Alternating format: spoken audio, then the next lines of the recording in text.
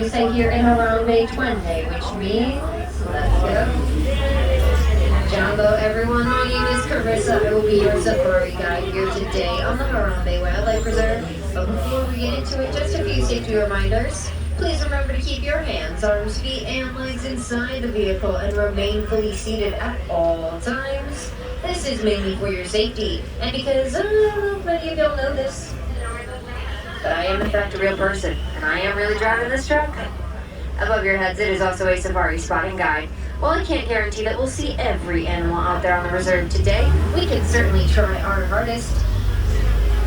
In a few moments, we are going to be making our way into the little Itsuri forest, where animals are known to use things like camouflage in order to hide and protect themselves. Many of these animals are known to be a bit shy, so we will see who we can find. And of course, I don't know about any of you, but right now would be a great time to take out any of those cell phones or cameras, anything you're hoping to snap a photo with, as we never know who we might spot, or where we might spot them. Just be sure to keep a firm grip now, as the road can be quite bumpy at times.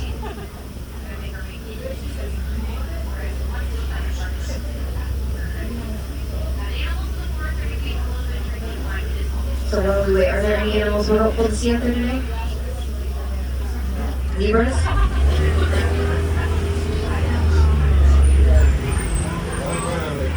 Lions, okay.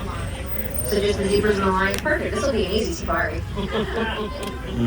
Anybody excited for like some rhinos, hippos, I don't know, maybe some African painted dogs?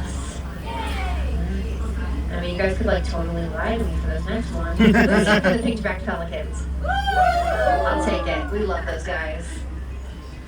Well, glad to hear that we have some reasonable expectations, because you know sometimes people, they board the truck and they tell me, oh, I am so excited to be here today, I hope I see a whale out there. And I'm like, oh no. I love your enthusiasm, but I don't think I'm going to be able to make a whale happen. Now we have received the all clear from the warden, so Twende, let's go find some animals.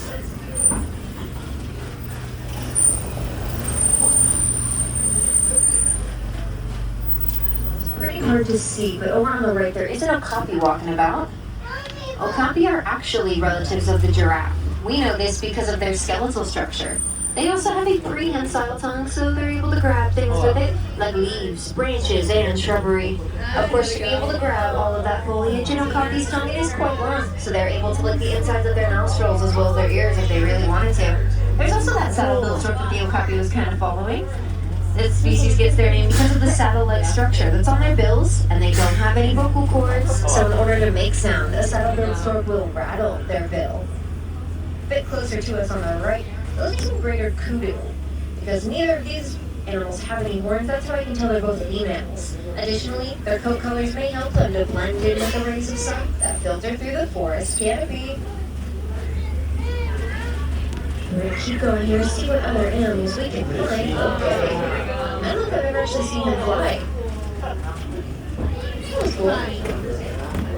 And it does look like the landscape has kind of changed on the left, so right now is when I like to take a good long look at all of the rocks and boulders, because the black rhino that is hiding right behind all these logs and boulders here on the left is very good at blending in with them. Right over here. I can tell this is a black not because of the color of the skin, but because of its more pointed upper lip. And the upper lip is prehensile, so just like the okapi's chop, they're able to grab things with it. Black rhinos are generally solitary creatures, so it's not uncommon to see them hanging out by themselves. Let's see if there's anybody else over here. Like I said before, these animals are very, very good at using their camouflage to blend in, so keep looking.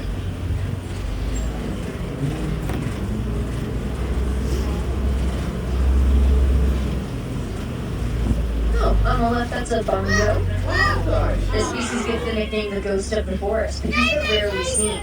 Additionally, a bongo's horns are angled in a way that help them to move through the underbrush undetected, which also contributes to that nickname. Now we are all set in the little Itsuri forest, so next up, we're making our way into the South Beach River, where, as you might have guessed, we might be able to find some more aquatic species.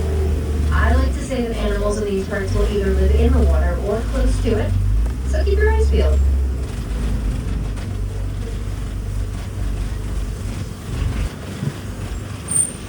Down on the right are some pink-backed pelicans.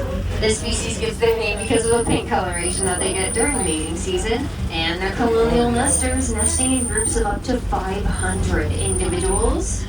Now, when I say pink-backed pelican, I do mean that quite literally, as it's not only parts of their feathers that turn pink, it's also portions of their skin. And hey, look at those hippos on the left.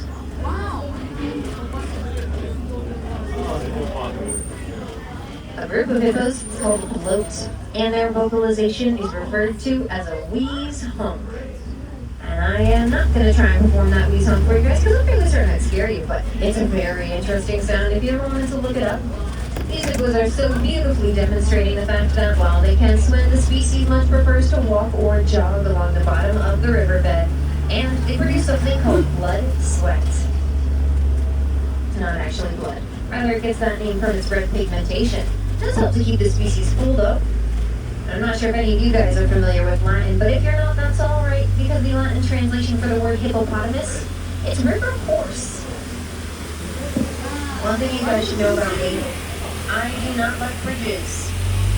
We're gonna have to cross this one. So, while we do, keep an eye out for any Nile crocodile that might be down below. They're usually off to the left.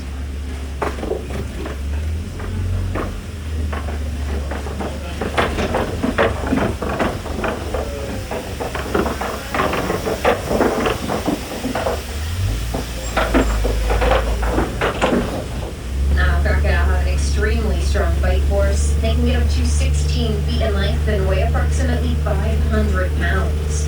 And when I say, a measly 16 feet in length, if you were to look at that in terms of height, that's about as tall as a giraffe could get. Speaking of giraffes, next up we're headed onto the savannah. For the moment, we'll talk about that large tree that's ahead. It's called a baobab tree. Baobab trees may also be known as the tree of life, and they can remain leafless for around 9 months out of the year. Another common nickname for them is the upside-down tree because of its leafless branches, but not to worry, as they are in fact right side up. From here, we get a pretty good bird's eye view of the savannah and of some of the different animals we might get just a little closer to. Just make sure we are fully seated, friends.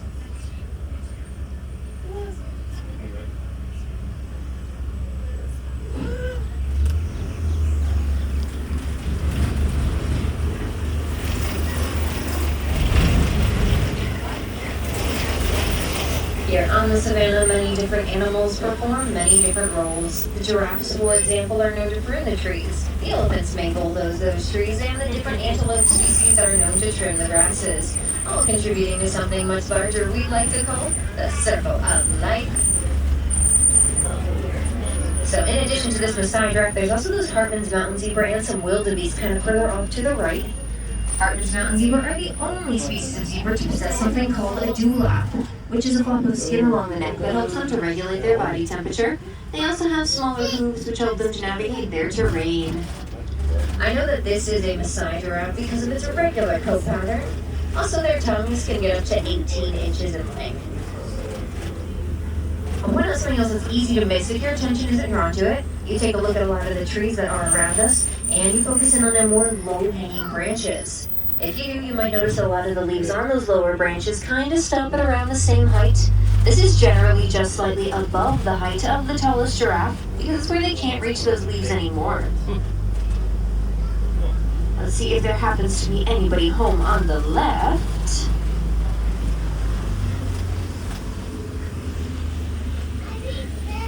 Oh yeah, those are some African painted dogs. African painted dogs are some of the most successful hunters out here on the savannah, and each and every one of their coats will be unique as it helps to distinguish themselves from one another. Unlike other common canines, African painted dogs only have 4 toes on each of their paws. We're going to try and sneak by these Ankoli cattle. Ankoli cattle may also be called the Watusi cattle for the tribe that originally domesticated them. It makes them one of the few domesticated species here on the Harambe Wildlife Reserve. Gonna be a tight squeeze. Oh, we made it. There's another side. A few of them actually on right there. We are kind of inching towards some termite mounds. These mounds can get to approximately 20 feet tall. They can also be as hard as cement, which I find pretty crazy, seeing as they mainly consist of things like dung, dirt, clay, and saliva. Additionally, many different species who call the savanna home like to use those termite mounds as a sort of scratching post. Talk a little bit more about the Masai giraffe. The species just so happens to have the same amount of vertebrae in their necks as we humans do. They're just a different size. Also, the species will only sleep for approximately 30 minutes each and every day. And I know what you might be thinking, wow, that is a long time to sleep. Well, don't worry, they might not do it all in one go. They also prefer to do it while standing up. I don't think I said this about the Hartman's mountain zebra, but actually, I think we will talk about the two eland that have kind of walked out over on the right, just past that Masai giraffe. Now, both male and female eland will have those horns with a signature twist in them. They also possess that dewlap, which if you remember from before is the flap of skin on the neck that helps them to regulate their body temperature. Because those two are far away, it's hard to tell. At the shoulder, they stand at about 6 feet tall, which is made even crazier by the fact that they can jump about 5 feet straight up in the air. It's something I'd love to see, but not in close, like proximity.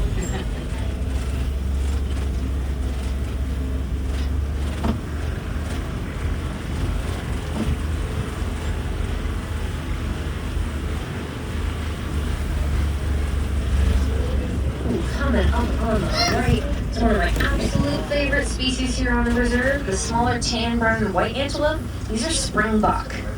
Don't let their little size fool you. Springbok can jump approximately 6 to 8 feet straight up in the air, not 13 feet across. So when this species jumps with all 4 hooves off the ground at the same time, it's called bronking.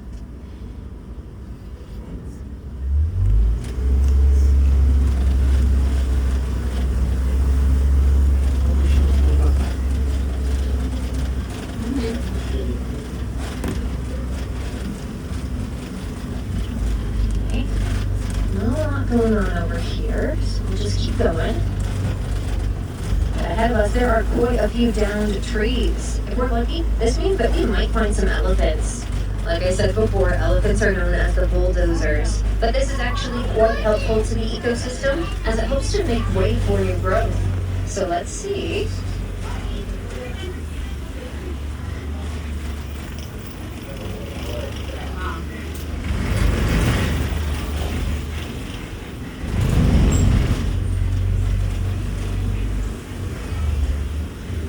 The elephant I was looking for, even though there is one over on the right. To the left, though, these are mandrills.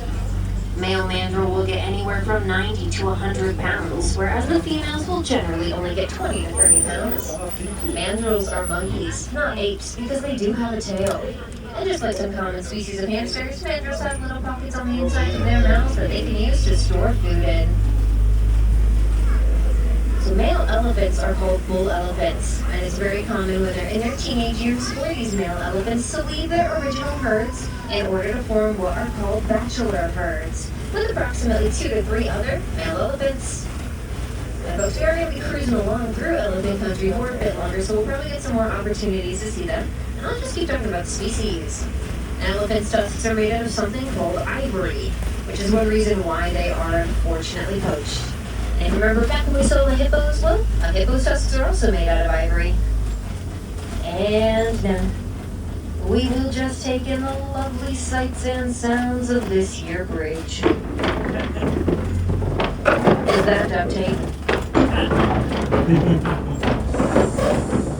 Yeah, really soak it in. I can't go above 4 miles per hour on the bridges. Oh, and would you look at that? We made it. I knew we would.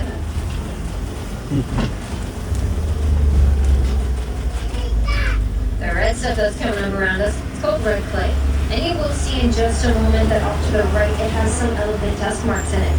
Elephants might eat this red clay similarly to how we humans might take a multivitamin because of that vitamin content. Another fact about elephants that is a bit random, but I find fairly interesting, is that they have more muscles in their trunks than we humans have in our entire body. Additionally, most elephant herds will be led by a matriarch, meaning that they're led by the females.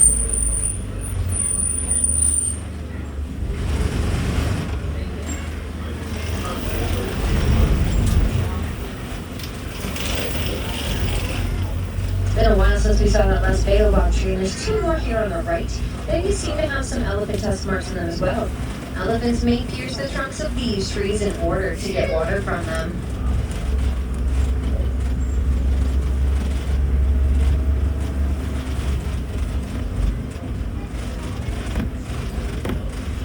There's not a lot going on over here just yet, but I'm fairly confident that once we make this turn, there is going to be a new animal for us to talk about.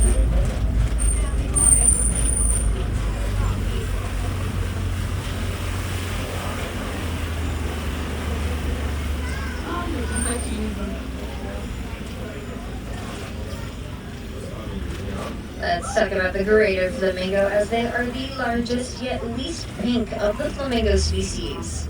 When they hatch, they're actually more of a grayish color, but thanks to something in their diet called beta-carotene, they will develop that pink coloration. A group of greater flamingos like the one we can see here is called a flamboyance. And if you guys can make out that little notch on the flamingo's leg, right where it bends, you might think that this is their knee, but that's actually the flamingo's ankle. Don't get me wrong, flamingos do have a knee, it's just much higher up on the legs, so what we can see, that is their ankle.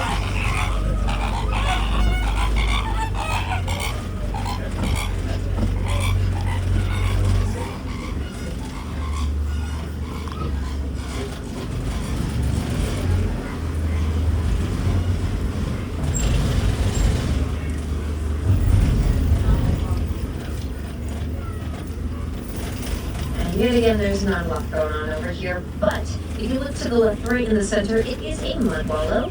Different animals like to use these mud wallows in order to cool off, and because the mud may serve as a form of natural sun protection for their sensitive skin.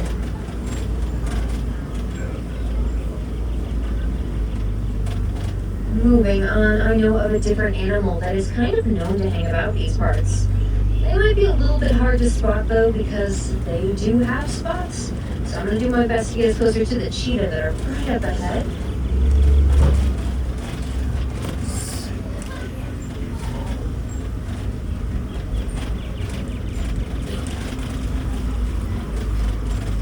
They're kind of in the center of this clearing to the left, behind that pile of sticks.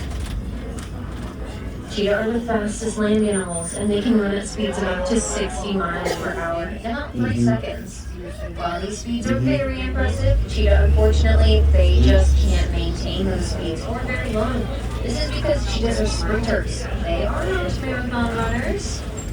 In terms of vocalization, cheetah are able to both walk and purr. Something else that helps the species run at those very high speeds is the fact that their claws are only semi-retractable, meaning that a cheetah's claws are still out while they're running. It allows them to gain traction, and then of course they run extremely fast.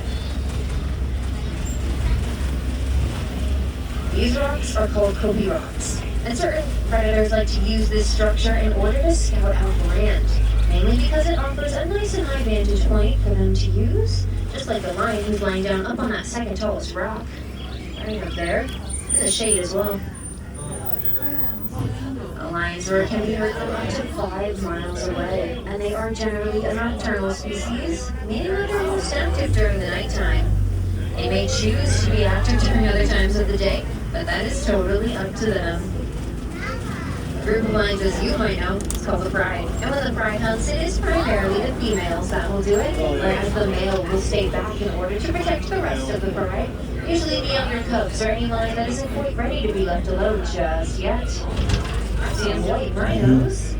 The species gets their name from a mistranslation of the Afrikaans word "vite," meaning wide for their wide upper lip. And a white rhino's horns are made out of keratin, which is the same substance that's found in our hair and fingernails, if you didn't know. Back to the lions, I don't believe I mentioned this, but when they're not hunting, anywhere from 16 to up to 20 hours of a lion's day might be spent sleeping.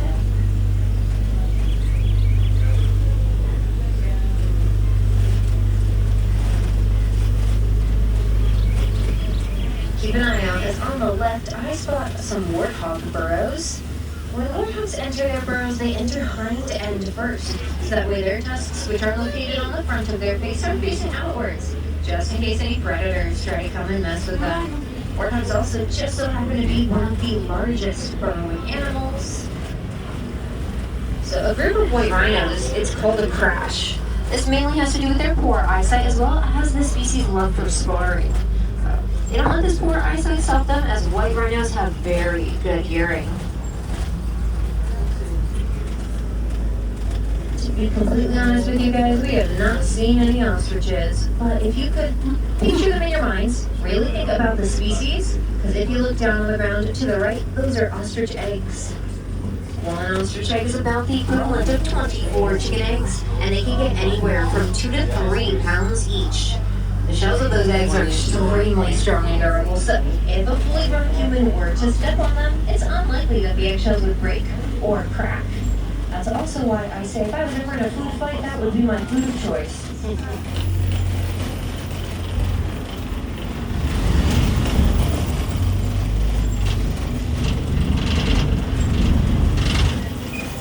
Right about now is when we make our way onto the warden's post. The warden is responsible for caring for and protecting all of the animals on the Harambe Wildlife Reserve, including these Nigerian dwarf goats. So the goats may seem small, but they are in fact fully grown, and many farmers use them because of the milk that they produce. Also, that yellowish hanging structure over by the warden's post, it's called a bee fence. Certain farmers across Africa were having issues with elephants raiding and trampling their crops. So scientists discovered that elephants are actually afraid of bees. By setting up these bee fences, the farmers are able to protect their crops without too much conflict from the elephants. And the farmers get the extra added bonus from the bees' honey, which they can use as another form of income.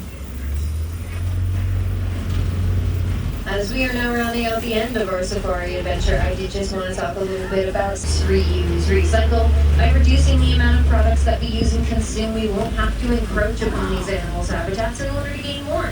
Another great thing to do is to buy reusable items, like reusable shopping bags and reusable water bottles. Then, of course, there is recycling. Different materials like paper, plastics, and even electronic devices that contain something called coltan, which can really make a huge difference for the lives of these animals and for the animals' habitats. But if you are already implementing those 3 R's, that's absolutely amazing, and we love to hear it. So, another great way to help out the animals and their conservation efforts is simply to learn more about them. So, if you guys were hoping to see any more animals here today, I'd recommend the Gorilla Falls Trail or the Maharaja Jungle Trek. If there are any wilderness explorers aboard the vehicle, you are on board the Simba 1. And once again, folks, my name is Carissa, and I'm from Brookfield, Connecticut. And here in Harambe, we don't like to say goodbye. Well, most people don't clap for Connecticut. We don't like to say goodbye when people launch too sad and far too final. So instead, we say Quaharini, which is Swahili for go well. So once we reach the start here, my friends, Quaharini, go well.